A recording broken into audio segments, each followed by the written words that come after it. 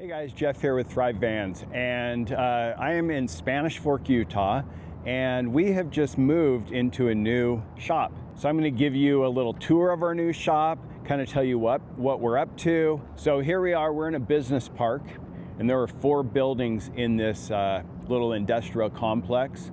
And you can see here, there's a shop over here. They actually fit vehicles with natural gas, and then our shop is here.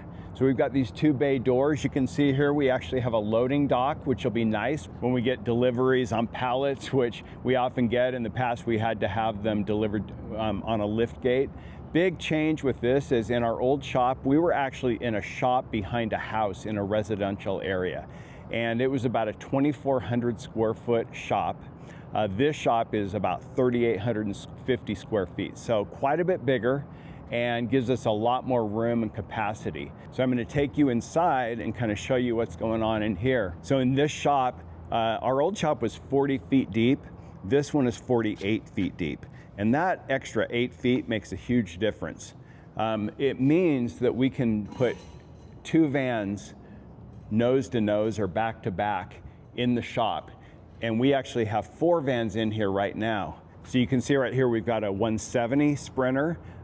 This van is one that our client started. They've done a lot of exterior work on this van, but then it's just, you know, full-time job. He's a firefighter, and it just got a little bit overwhelming and too much for him, too time-consuming. And so they brought the van to us, and we're going to finish out the entire interior on this van. But he did a really good job, put a lot of cool stuff. Has the owl bumper, the owl Pismo bumper with a winch in the front. And you can see over here, we just got finished installing a CA Tune bumper. So you can kind of see the difference in those two. And at the end of this video, I'll kind of talk a little bit about the differences in these and the pros and cons of each. So then behind this van, we have a 144.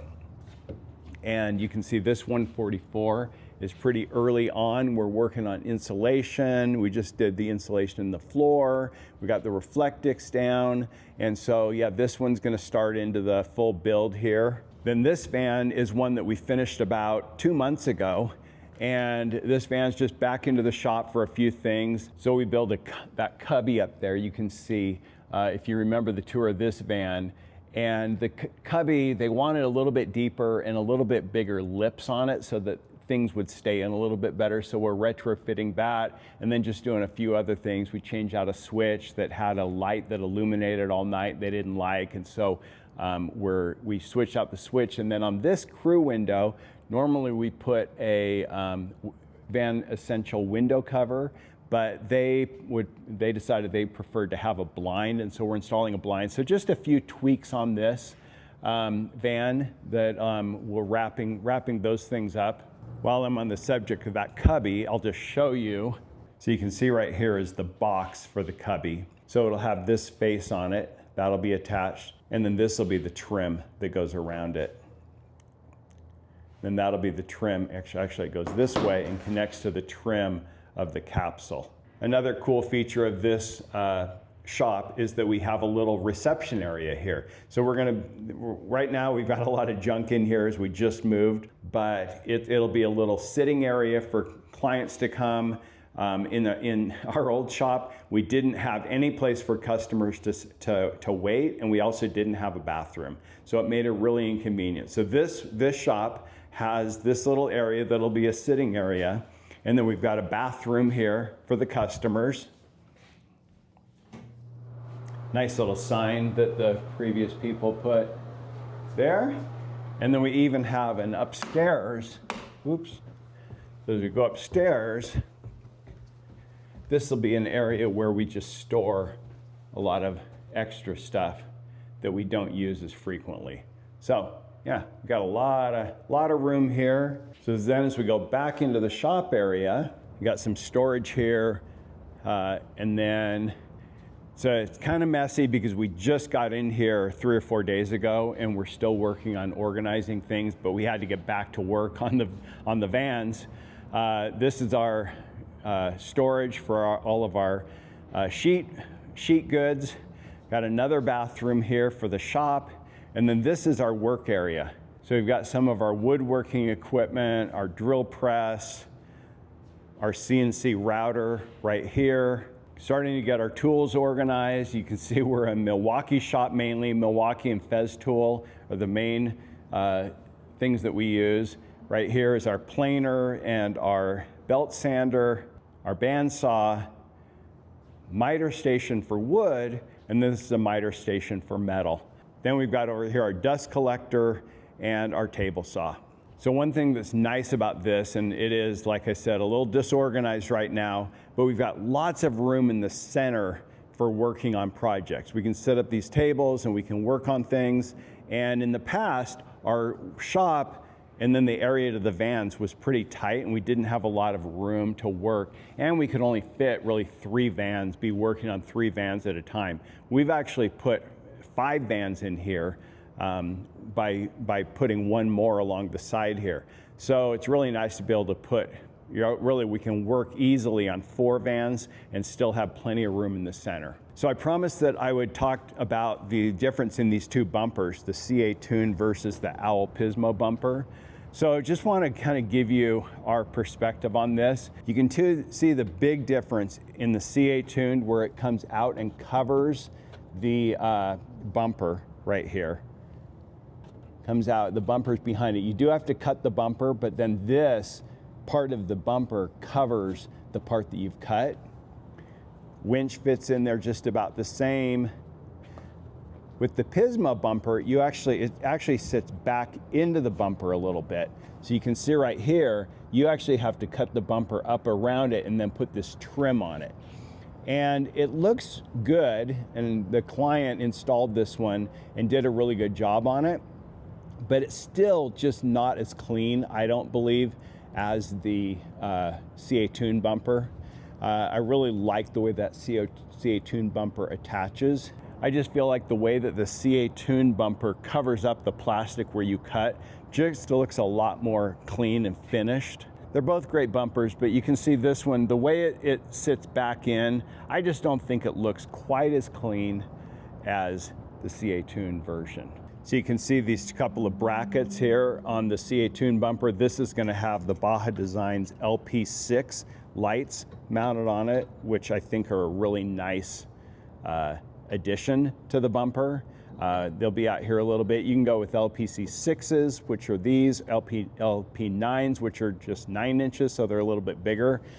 We actually had a customer who does a lot of off-roading, and he has the CA Tune bumper with the LP9 lights, and then he also has a light bar up on the top, and he actually says that if he had to do over again, he wouldn't even bother with the light bar up on top. He would just do the LP9s. I personally think the LP6 is just a little bit better. The LP9s are huge, and the LP6s, I think, just they add everything you need for the light, but they aren't quite so obnoxious. So as far as what's going on with Thrive Vans, we are working on 3 vans right now. So this van that has that CA Tune bumper will be picked up in a week by our customers. And you can kind of see here, you can kind of see we're in the final stages. We've got the white oak lowers. Sorry, the lights are all shut off right now, but we've got everything finished. We've just got to put some trim up, and then this van will be a wrap. This has full hydronic heating system. We'll be look for a van tour on this in the next week or so. So that van will be going out next week. We've got another one we'll be pulling in, starting a new build for a customer. And so we have one van, 144 Sprinter. It's a 2004 all-wheel drive. The color is pebble gray. We have that one available right now. If you're looking for a build, we could jump on that build starting right away. We also have been taking on more and more client vans. We've got the 170 that I told you about is a client van.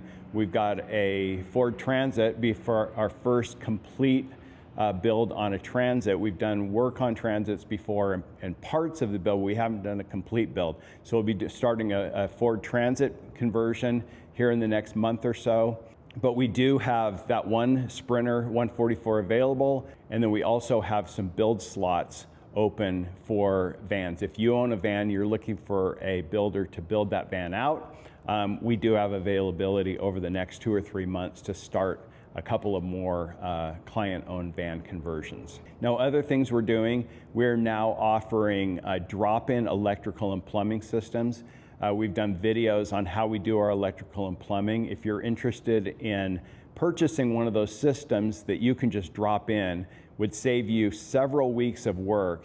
You could drop those in and attach those to your van in a weekend and be able to, cut weeks out of the build time, and also have them built by someone who's done this quite a few times. The enclosures are made from extruded aluminum. We can cover them in the material of your choice. We typically use the hex ply, but we can do any type of finish that you would like, and you can just drop those into your van, riv nut them into the walls of the van, and you're good to go. You can check out our website for details on those drop-in systems, and I'll also put a link below. So on those drop-in systems, we can either palletize them, crate them, and ship them to you so that you can drop them in, or you can come to us and we can drop them in a day or so. Another thing that we're expanding is our RV services. So we're now doing electrical upgrades on RVs. We've done a few of those in the past, and we've got a couple more scheduled here in the next month or two. But if you have an RV and you're interested in being able to go off-grid with that RV, this is a great way to go. You don't need to be connected to shore power. We just did one a couple of weeks ago. You can check out, I'll put a link to that video in the description, on a Grand Design Solitude fifth wheel. We put a full system in that. Our client has been camping now for the past 2 weeks up American Fork Canyon boondocking, no shore power available, and he's been able to run all of his systems with that, even his air conditioner, totally off-grid. So if you'd like to be able to use your RV more for boondocking and have all of your electrical services available, then you can check out our website for that as well, and I'll link to that in the description. That's a wrap for this video. Stay tuned for a complete van tour on our latest build here in the next week or two. So if you're a DIY builder and you're building a van yourself, then we got tons of videos on that on the channel. We've got product reviews, we've got how-tos, we've got DIY helps. So if you'd like to see more videos about that, then please consider subscribing and be sure to smash that like button. And we'll see you in the next video. Jeff with Thrive Vans, thrive on. See ya.